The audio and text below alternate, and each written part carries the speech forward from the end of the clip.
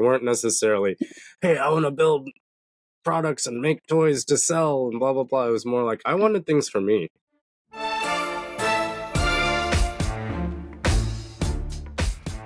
Hi, everybody. That's not how I introduce a show. You sound way too peppy for the show. Hi, I'm Cami Kaos. And I am Rick Turoczy, and we, as you know, are mildly interesting people, which is why we work very hard every week to bring far more interesting people on the show as guests. They may not be familiar to you, but they are famous to us. Cami, who is our guest this week? Okay, so this is another one of the folks that when we were first coming up with the show, I had a list of people that I knew, and then I was like, I want to talk to this person. And this person was at the top of the list for many reasons. And I'm ashamed to say that one of the reasons is that when I met him, I almost instantly disliked him because his hair is so much better than mine. It was really hard to cope with. I was like, I don't even know if I can meet this dude. His hair is beautiful. I feel like hair competition now. But I got over that, thankfully. And not only did I meet, but then became friends with our guest today, Tyler Lau. Tyler, welcome. Thanks for having me today. Very excited to be here and really happy to have met Cami in one of our other areas of work in the past and got to know you. Yeah, they're over there. From the very lighthearted hair segue, though, I will also say shortly after I got adjusted to the fact that you had the most incredible hair, you then cut all your hair off, and I was like, oh, I'm going to have to be friends with him for his personality now instead. And that works out really well as well. So it's good. So Tyler, as he said, we know each other from like another world within this world. But I think like for me, the connection with you was never about that work world. I just so enjoy you as a human, and getting to know you has been so fantastic. And, there was a time when you were in town and you and I were out and we were having lunch, and I looked at my watch and realized that the school bell at my daughter's school was about to ring. And I was like, hey, you want to come with me to pick up my daughter from school? And you said, Cami, I have to tell you something. Do you remember what you told me? I think so. I remember picking up your daughter, but we did hit a lot of topics that day. We did. I'm assuming it was my background. Yeah, it was your background. And I wasn't shocked, but I was like, that's fucked up. Yeah. Would you like to? I don't want to say it. I don't want to get it wrong. So will you please share with us? Because when you are walking down the street, you're just like cool, mild-mannered Tyler. Yeah. And that's who you are, right? But there's this whole other thing that happened to you. You're one of the most laid-back people I know. Thank you. So in short, basically, after university, I sold some cannabis, and I wasn't doing it for a lifestyle or anything. I was really trying to raise funds to develop my own accessory line and products, and obviously wasn't a great decision, but I ended up getting incarcerated for 4 years, sentenced to 4, ended up doing about 3 of it, and had several years of parole afterwards. So I was like, oh, Cami, like, you know me from this other industry we work in, and but by the way, I kind of have some layers to me, and I kind of spit it out and told you real quick, and it was like, oh, this is actually a big topic to talk about, not one of those you typically just. So by the way, I'm about to go pick up my daughter, and right. Let me drop this on you in the last 15 seconds. Right, exactly. Yeah. But I appreciated you telling me, because then I had the information, and we went and got my kid and got coffee. Cannabis is illegal in many states in the United States of America. It is not illegal in Oregon, but it is still federally illegal.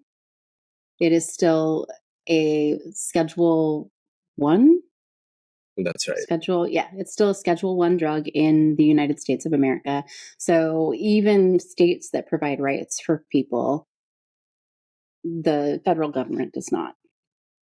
Tyler Absolutely. was at the time. And when your home base is, when you're in the States, aren't you still in a state where it is not? Yeah. I'm in Kansas City, in a little town outside of Kansas City called Lawrence. It's a university town. Although it's a more liberal of a town, the state of Kansas is still illegal. And that's pretty much where my home base is in the U.S. Right now, I'm actually in Hong Kong at this very moment, but obviously don't do anything over here besides in North America. Yeah. But you're absolutely right. There are several states that are a little bit behind, and like you said, it's still federally illegal. However, lots of states have gone ahead, such as Oregon and Colorado, and the majority of the states have some type of decriminalization and legalization. So that's where the difference is. And a lot of the other states where it is more legal, they have a hard time understanding that even this day and age, I got in trouble. Yeah. How you were a young guy, you were selling some weed, and you went to jail. Real, like, bad jail. Yeah. Straight into prison. Yeah. For 3 years. For 3 years. Absolutely.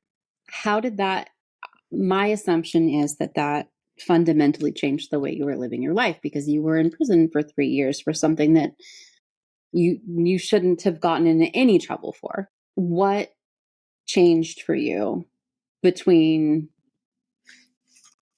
college and now? Because now you pursued what you were wanting to raise money for in the first place, right? Absolutely. I am back on track. Let's just put it that way. Yeah. And well, it was a very interesting process. I was aware there was a risk of getting in trouble. I was still young enough and dumb enough to do it anyway. But after I was incarcerated, it took about a year before I was actually sentenced. So I really took that opportunity to prepare myself. I knew it wasn't going to be fun, but I also knew that for a few years I would have a gap in time to kind of study and learn, and have some time to myself that young people don't often get to have, especially when they kind of have some dreams and goals and ambitions. So I treated it as shitty boarding school, if you will. And I built myself a curriculum. It's particularly shitty, but you know what? Sometimes you gotta work with what you have. So I found some loopholes, and I found ways to get books sent to me, which was really interesting because individuals can only send books to you if you buy it through a platform or have a bookstore mail it to you, or Amazon or eBay or Barnes and Noble, whatever it might be, right? So my family friend had walk down to the post office and send you a book. Absolutely not. Wow. Okay. Yeah, they would screen it and say individuals are not allowed to. It's because somebody, I don't know, they probably tried to slip messages or drugs into a book and mailed it in or something. I get it. So, right, it means somebody ruined it for the rest of us at one point. Right. That's what happened. Yeah. So I have a family friend that used to be one of the owners of an independent bookstore in Lawrence called the Raven Bookstore, really popular little spot in our town. And she let me put all the textbooks I wanted, and she would stamp used books in them and mail them to me. So I was able to build my own curriculum, and I got to finally study the things I wanted: art history, architecture, lots of reading. I read a few hundred books while I was in there. So I was able to kind of build my own knowledge base and read for fun. I had like 20 magazine subscriptions to kind of keep up to date on things. And while it wasn't necessarily fun, that was one of my escapes. I'm not exactly a reader, but I was like, this is my time to be a reader. So that's what I did for a lot of my time. How else would I have changed? I guess one thing that I noticed was I was enough of my own person to know who I was before I went in. And I think this is important because a lot of the young men that go in there haven't really found their identity or who they are as a internally. So they're easily influenced and swayed by decisions or different social groups because it's truly a different society in there. The same rules out here don't apply in there. And I have to thank my father for taking me to about 24 countries by the time I was a teenager and really seeing how tough and lucky we are in the US to have the comforts that in our day-to-day life. So with that perspective, I tried to see incarceration as I have a roof over my head, I have laundry service, I have 3 meals a day, I have clean water, ice, plumbing, hot water even. So, I no AC, but I had all my basic needs covered. So having seen several third world countries and experienced that just in short travels here and there kind of gave me a perspective of the baseline of incarceration isn't so bad. I kind of want to go a little deeper there about Sure. And you touched on your experience with getting to travel, and obviously you're having to deal with this situation as a young man. I'm really curious, when we started talking about bringing you on for the episode, Cami and I, like, one of my first questions is like, what keeps you in Lawrence, given your worldview, given what you're focused on, given your experience there? Like, what continues to make that home for you? Honestly, it's a little more circumstantial. I'm grateful for Lawrence. It was a great place to grow up. But about 2 years ago, I decided to start my own accessories company, and my parents helped invest, and they have an extra apartment unit, so they let me live there. Nice. So Nice. that was one of those. I had an office, I can turn it into our photo studio. And then I also got into a very serious relationship, which I ended up getting married earlier this year. Congrats. That's awesome. Thank you. And due to the logistics, she's very awesome. She happens to live in Montreal, so due to my felony, I couldn't just up and go to Canada. In fact, I'm still not allowed to go to Canada. So I didn't see any point of moving anywhere the last few years due to the fact that I would still have to have some serious living expenses elsewhere, renting and whatnot, when I could keep my costs to an absolute minimum and save for legal fees, future immigration processes, and then obviously putting some bootstrap funds into our project, so in my business.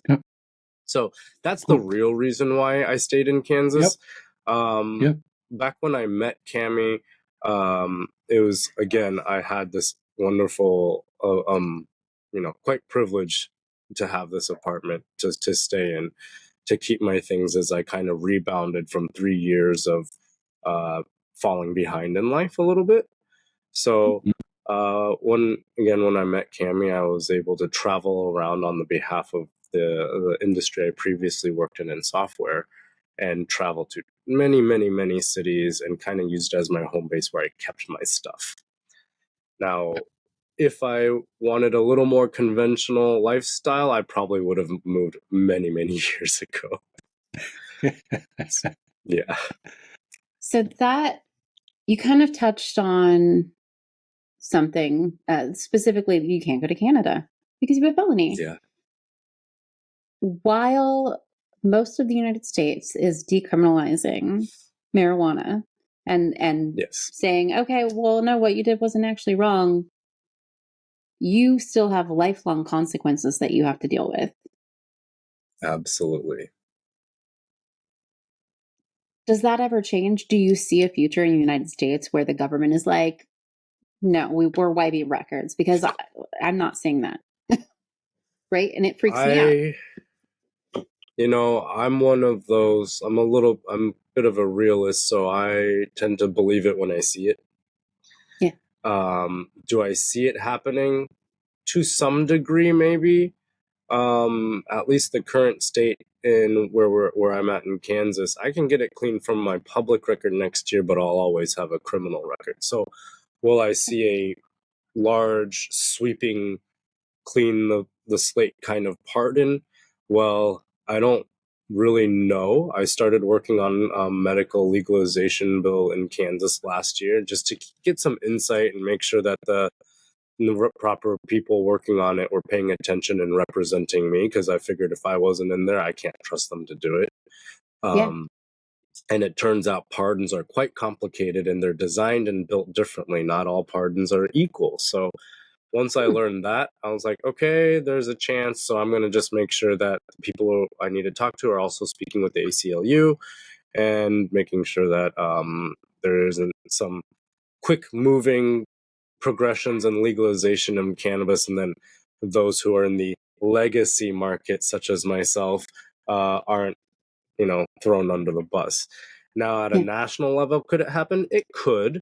But what I've learned very quickly, being a bit more of an international person, is the US was very quick to let me get my passport. They're like, all right, go do what you do. But it's actually the recipient country's decision to let you in, regardless of if you have a pardon on it. If you've been in trouble, they have the right to say no.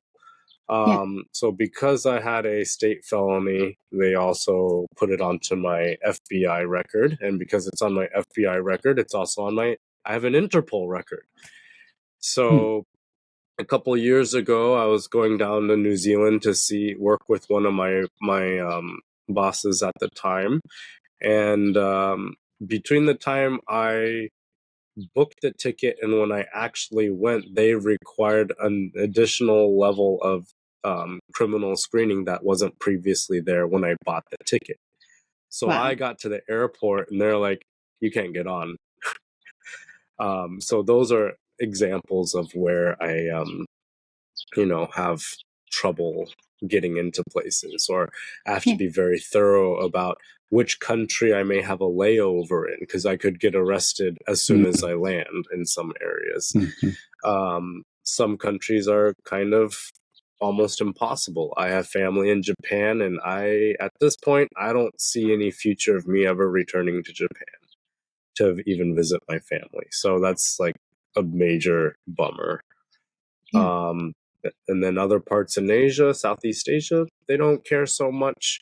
I happen to have a permanent residency in Hong Kong from the past, but I don't have citizenship or anything like that. Because my father was born there, I had some, generational rights to have some type of ID and permanent residency here as an option. But for myself to go into, say, China, I have to go through a long process of getting a visa, and that was quite difficult. But I managed to secure it, and they were forgiving enough to let me go in there. So you're absolutely right. There are lifelong repercussions, but even before I got sentenced, I was trying to decide if they had sentenced me for anything more than 5 or 6 years, I probably would have left the US and just accepted that my life wasn't going to be in the US anymore. However, I took a plea bargain negotiation, and they said, here's a flat 4. If you reject it, we'll double it to 8. And I was like, I guess I have to take it. Had I gone to trial, they were trying to put me away for either 27 and a half or 28 and a half years. So I was thinking, I should probably take this plea bargain. I don't foresee individuals really giving me trouble after I serve my sentence and say, hey, you're a really bad person for dishing out and distributing devil's lettuce, and you really deserve the crime. Yeah. So even in Kansas, so many people happy. I know. Exactly. So even Excuse me. Got a little bit of a sinus infection the other day. Um, even though I had these issues and went to prison, even people in Kansas were like, that's dumb. It's dumb here. Like, you shouldn't have gotten in trouble. Even the what are they called? The officers in prison, like they would look at my record and like, you're here for pot? I'm like, seriously? We have better stuff to worry about. And then the higher ups, the managers or case managers, they have to follow their script of like, a lot of people really could have gotten hurt. What if, maybe the people you sold to beat up their wife because they smoked marijuana? And I'm like, yeah, you're comparing to this like meth or something. Like, clearly, right. You don't know what you're talking about, or you have to say this. Yeah, absolutely. And so that was a very interesting experience going in there. And because prison has some hierarchies due to crimes committed, my marijuana offense just put me in this very comfortable, invisible zone of, what were you doing? You were a good pharmacist. I'm like, well, I wouldn't go that far, but like, no one hated me for the crime I did. And that was a comfortable zone, relatively speaking, to be in. So you said something that I wanted to touch on there that was a question I had, but you've already answered it briefly. You said that individuals don't seem to hold it against you. But we've already discussed, like, there are huge governmental implications, not even within the United States, just other countries. Yes. Yes. Do you feel like people are starting to, is it because you're so stinking nice and charming and fun to be around? Or do you think that people are starting, you really are a delightful human. You just are. Or do you think people are actually starting to realize, I mean, there are multiple kinds of people in the United States. I mean, we have to acknowledge that there are pockets of culture all over our country. And so not all people are going to have the same reaction, but your experience with humans has been cool. It's been okay. Yeah, it's been okay. Part of it is maybe a bit of both. I think overall people are changing. Even more conservative groups are, whether they tell their close communities or not, in the underlying sense, they're quite curious about cannabis. On the other side, I am rather personable, and I feel that I'm an acceptable ambassador for those who may have negative views. So sometimes when I'm traveling in other more conservative countries in Asia, they're like, well, it's really bad, but we don't understand why how you could possibly be a drug user of marijuana. You seem to have your things together, you're personable. It's very confusing to us. And I'm like, well, who told you that? Where did you get this picture of? And then you ask a couple questions. They were and watching I was like, Dragnet or something, like old American Dragnet shows. Yeah. Reefer madness. Yeah. Reefer madness. And I'm actually seeing it in some areas in Asia too. I'm like, wow, this is a current day reefer madness. Or I even tell them, pretty much most people I meet after or family friends, they may know even, and really have to explain to them, like, you're allowed to have your own view, obviously, but it's not exactly how it's painted as.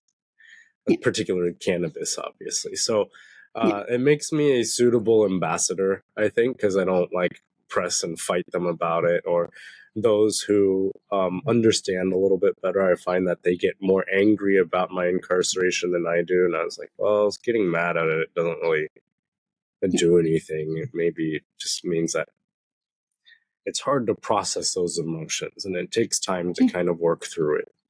And kind of accept it for what it is and channel that energy elsewhere. Well, and that's a good, jumping off point. Like, we don't love to talk about work, I was about to be like, let's yeah, I don't want to exactly. talk about prison anymore. I want to talk about the awesome thing. The awesome things. There's like multiple. Right.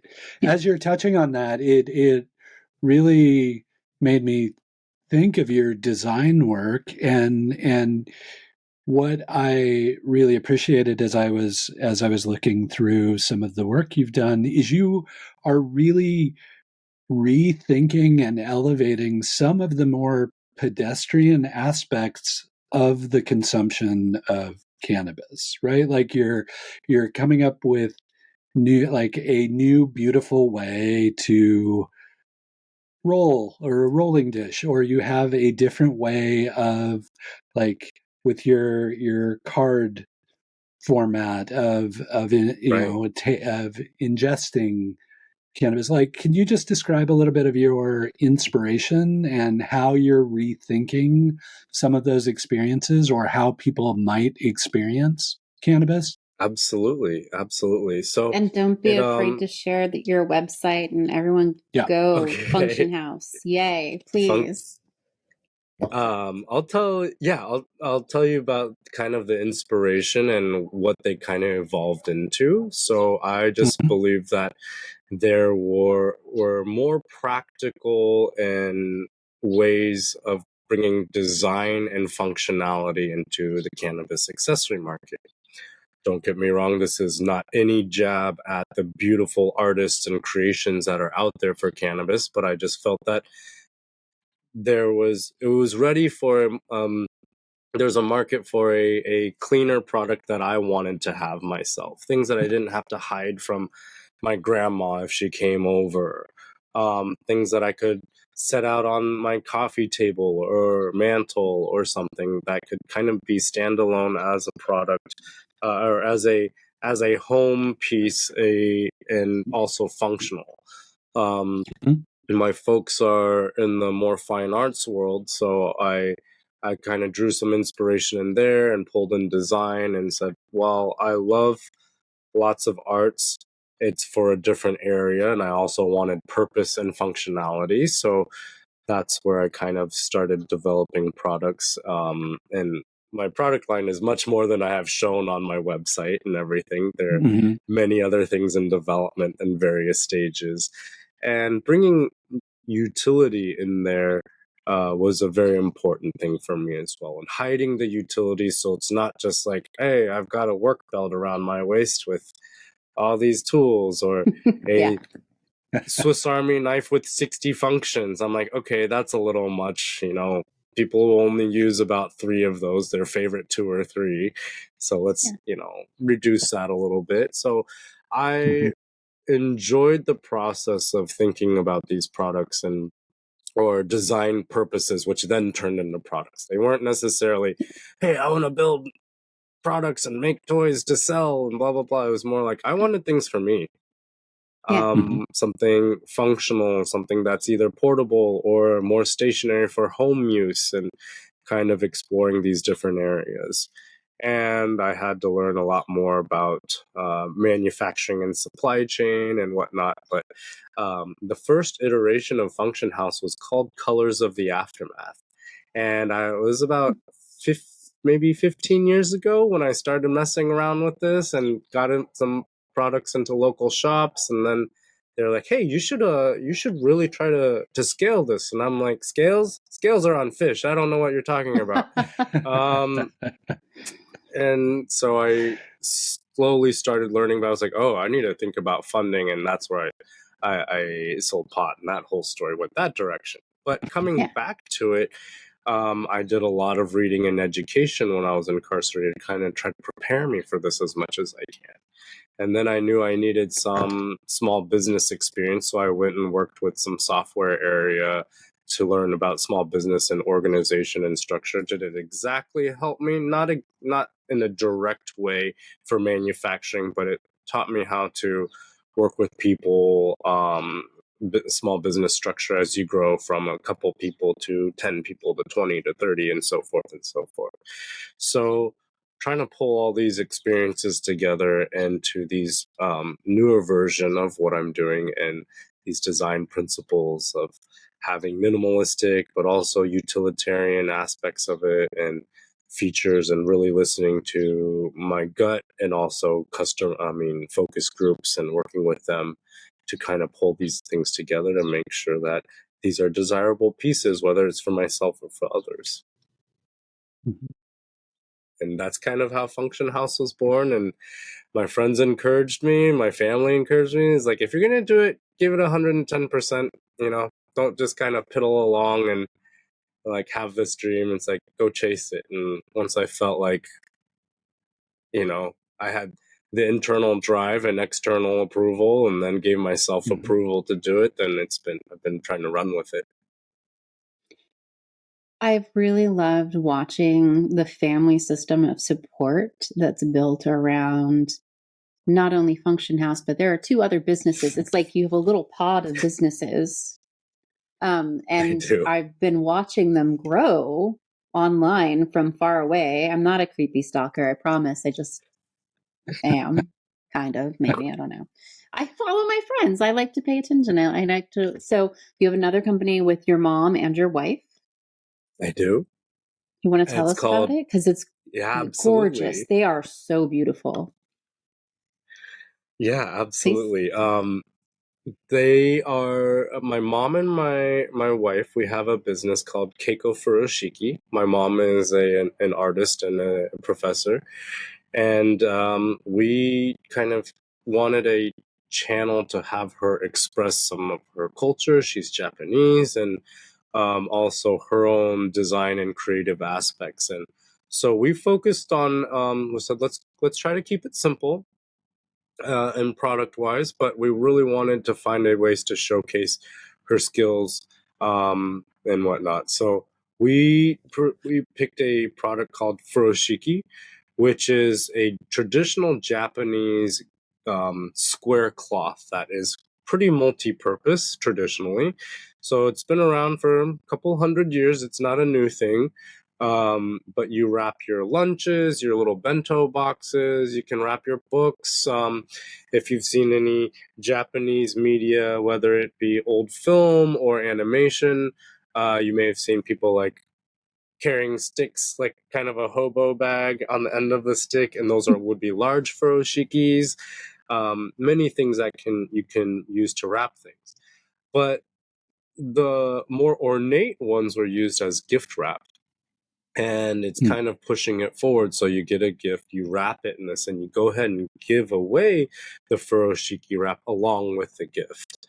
So there's this perpetual movement. Like, I think all of us have that drawer full of bags that we just have from grocery stores. And, as we've gone more eco, we have our own bags. But back in the day, we all had our drawer of plastic bags or whatever. And in a similar sense, in Japan, everyone has their furoshiki drawer in a way. It's like, we got to send the cookies to the neighbor. Well, wrap it up in the furoshiki and you give the whole thing away. So we said, we can do this too. And so we worked with my mother to kind of, we bought her an iPad. So she started drawing all over that, making digital versions of her products. Her designs. We printed all out, like 30, 40 of them out, and said, okay, which ones do we like? And we narrowed it down to 8 and made our first collection. And Andrea and my wife and I have been doing a lot of the videos with my mom. They're super cute too. They're so cute. Your mom's adorable. She is. It's been so much fun working with her. So yeah, that's starting to pick up steam right now. It's been fun to switch from a highly regulated area, and I'm just kind of a satellite area in Function House from the cannabis business, but still impacted by their strict regulations and the challenges it presents. And then kind of in the last 4 or 5 months since we launched, go into this other area where it's like, wow, it's so much easier to market. We can just say all the things we want to say. We don't have to code things. We don't have to knock eliminate entire options of strategy due to restrictions. So we're going to be featured on the Instagram shop in a couple of weeks, and like worked with nice. luxury brands, Tatcha. They make skin creams and stuff like that. They wanted us to showcase some of Keiko's furoshiki skills and whatnot, and so they're doing that for their holiday gift sets. So we're kind of surprised by how quickly it came, but it all is Andrea's hard work and my mother's hard work. I do more of the production side, and I was like, let me stay in my lane in the areas I'm developing these skills. But it's so fun to do this, and we're starting to up our technical skills in our media game, because it's just companies have to be media companies now. So yeah, everybody does that's have been a to be lot a of media fun. company. Yeah. So we're watching how that's going. I'm working on pricing for distribution and all of that stuff, but it's been amazing to work with family. I think we just have the right demeanor to we don't really fight or anything. It's just like, hey, we're excited to go do this. Well, if it doesn't work, it doesn't work. If it works, we'll just keep going. So it's been a wonderful experience, honestly. I know that travel and going to different cultures and meeting people where they are was very much a part of your upbringing. Was entrepreneurship? Yes and no. My parents are not exactly entrepreneurs, and they're more in the fine arts, but they always encouraged me with little side hustles. I sold candy on the school bus growing up. So it's their fault you were selling the devil's lettuce. Exactly. I jokingly tell people that my dad encouraged me so much that and allowed me to develop these skills. That's how I got the skills to sell weed so easily, maybe. I bought a snowblower in 5th grade back in where Kansas had like no one had snowblowers back then. I do all my neighbor's yard, and as a little 5th grader, I dropped $700 on one and made it all back in a day. And I was like, this is a good idea, right? So all kinds of like little hustles that I would figure out. And then when eBay came along by late middle school, high school, I was already slinging stuff on there, and the energy was there, but a lot of the know-how for scaling and understanding more larger business concepts took a little more time to develop, which is fine, really. Yeah. You having they were fun encouraging with it? All the way through. Yes, I'm having so much fun with it. Good. That's awesome. It constantly feels like I'm in school again, because there's always something new that pops up. I'm like, well, heck, I don't know how to do that, and no one else is going to do it, so I guess we're doing it, and got to go learn. So sometimes I pick up some courses, online courses, and go learn and study and whatnot. Nice. Yeah. Rick, you looked like you had a question. No. Oh, okay. Yeah. In that case, I'm going to very shakily segue into our lightning round question. Oh, sure. Are we ready to change gears? Okay. Yeah, we're ready to change gears. Okay, cool. Tyler, we ask each of our guests 5 questions. They're not in any way related to the rest of the interview. They're just the fun questions that we like to ask at the end. Sure. Answer them as quickly as you can. You can skip a question, but we'll still come back to it and make you answer it. Okay. Am I missing anything, Rick? I don't think so. It's been a while. We took a little hiatus. It has been a while. Yeah. So. Okay. All right. I'm going to start. Question number 1. What one habit would you like to pick up over the next year? Reading. Back to reading. Casual reading for fun. For fun. Side question. So not a textbook, not anything to scale your business, like fiction, nonfiction. What do you enjoy? What's fun reading? Biographies. I find biographies really interesting. And then other areas would be probably like historical novels. I find that historical novels really help me get in tune with a place if I end up visiting there. Sure, they may be fiction or whatever, but they usually have to pull a lot of real information in, and I think that's amazing. It's a fascinating experience. I like that. Question number 2. I already know the answer to this one. Would you rather know a little bit about a lot of things or everything about just one thing? A little bit about a lot of things. Yeah. If you had said the other, I would have said you were lying. I think anyone who was listening was like, I think he's lying.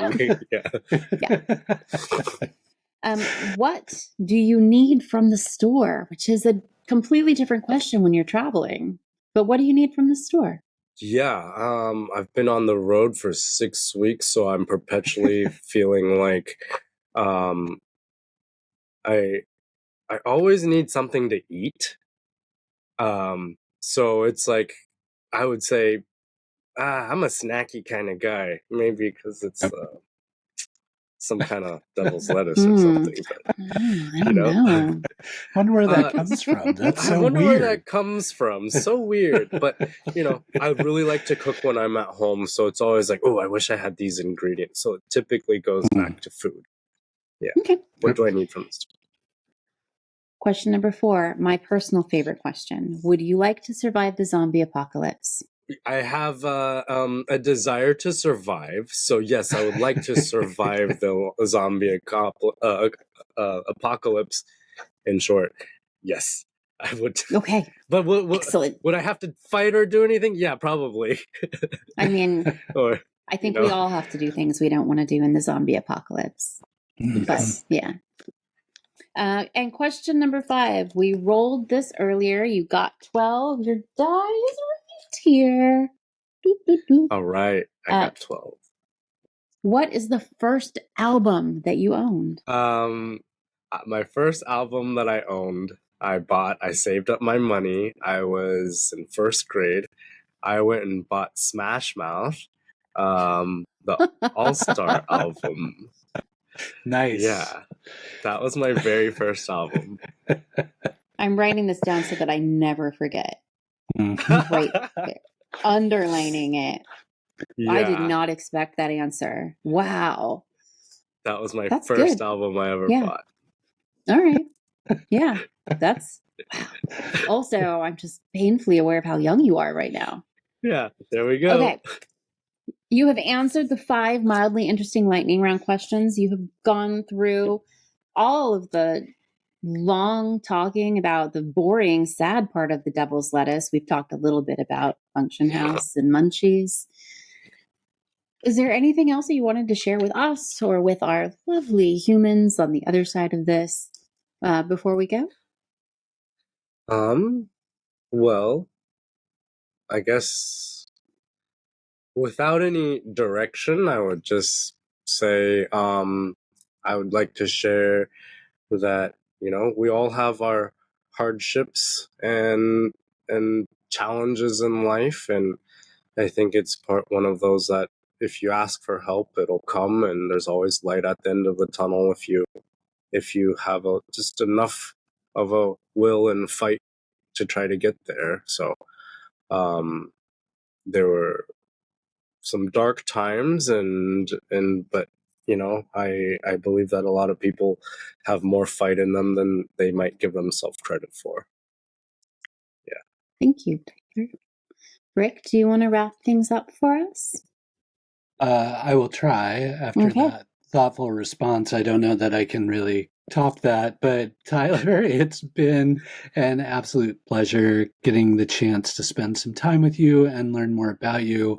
Not only do we appreciate you being so open and transparent about your experience, but just really appreciate the energy and thoughtfulness you bring to the discussion, and really the beauty you bring into the world through your work and the way you and your family are expressing your culture and your art for the broader community. So I will make sure, as I'm doing my post-production work to link all that stuff up so people can find those things. But just really appreciate you taking the time, especially when you're on the road, to spend some time with us. So thank you. Thank you so much for having me. It's been a real pleasure and great to finally meet you, Rick, and Cami. It's so great to see you again. It's always good to see you. I've missed you, man. All right, let's say goodbye to the people. Goodbye, people. All right. Thanks, everybody. Thanks, everyone. See you later.